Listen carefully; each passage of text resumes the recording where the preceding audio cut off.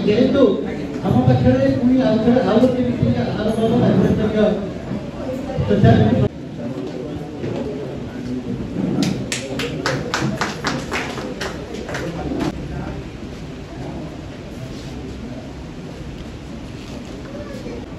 जय जगन्नाथ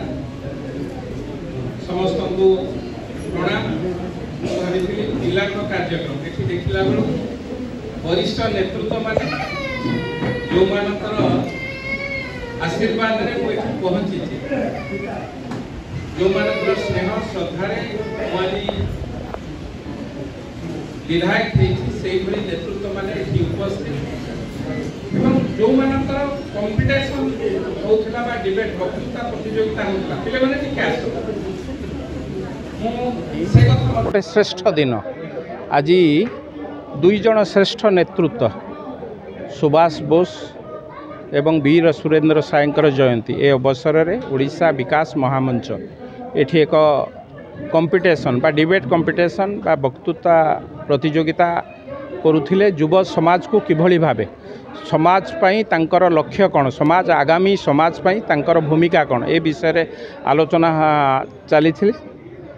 निश्चित भावे मु कहबी एक कथा तो युव समाज बा जो माने आज छात्र होइचंदी काली ए देशर भविष्यत हेबे सेमान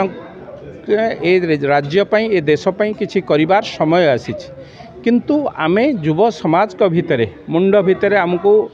इंजेक्ट करिया को पड़िबो आगामी दिन में से माने कौन करवा उचित निशा आम पाई एक सामाजिक व्याधि हो गलानी आम समस्त गोटे बोझ हो गलानी ताकू केवल किभली भावे निशा मुक्त ओडिशा गठन करिया को पड़िबो ड्रग्स हो मद हो गुटखा हो आ द्वारा केवल गोटे लोकर क्षति होना गोटे लोक मरुना ता परिवार मरी जाउछि जदि जड़े कैंसर पड़िला ता परिवार सर्वशांत होती एक कथा को आमको मध्य आज चिंता करिवार समय आसीछि एवं युव समाज को निशारू मुक्त करिबा पई भल भारत गठन पई एक विकसित भारत गठन पई विकसित ओडिशा पई निशा मुक्त ओडिशा निहाती आवश्यकता अछि एवं ताकू करिवार दायित्व मध्य युव समाज उपरे खाली थोई देले होबा नाही ए दायित्व केवल सरकारଙ୍କର नुह बा किछि व्यक्तिଙ୍କର नुह आम समस्तଙ୍କର नैतिक दायित्व सेही भली भावे मो संस्कृति की रक्षा करिबा मो संस्कृति होछि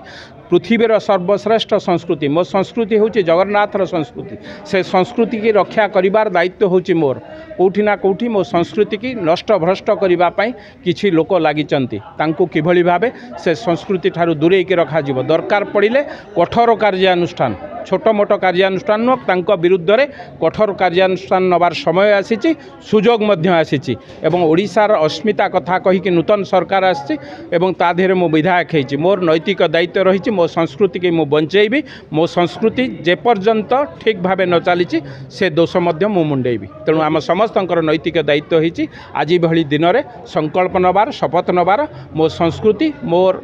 राज्य मो देश बंचिबार आवश्यकता रही।